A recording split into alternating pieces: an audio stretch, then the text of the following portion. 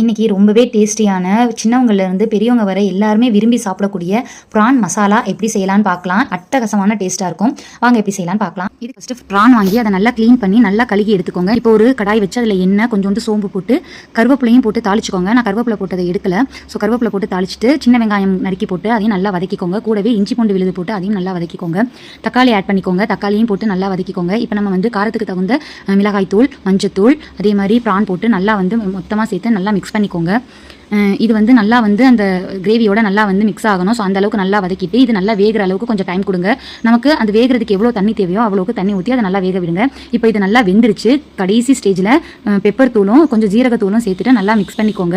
அவ்வளோதான். ரொம்பவே சூப்பரான அட்டகாசமான ப்ரான் கிரேவி ரெடி ஆயிடுச்சு. இது பிரசியாக கொத்தமல்லி தலை தூவி போட்டு இறக்கி வச்சிருங்க. இது ரொம்பவே சிம்பிளான ரெசிபி, டக்குன்னு முடிஞ்சிடும். ஆனால் டேஸ்ட் அட்டகாசமாக இருக்கும். உங்கள் வீட்டில் மறக்காமல் ட்ரை பண்ணி பாருங்க. இந்த வீடியோ பிடிச்சிருந்துச்சுன்னா லைக் பண்ணுங்க, ஷேர் பண்ணுங்க. மறக்காம நம்ம சேனலை சப்ஸ்கிரைப் பண்ணிக்கோங்க.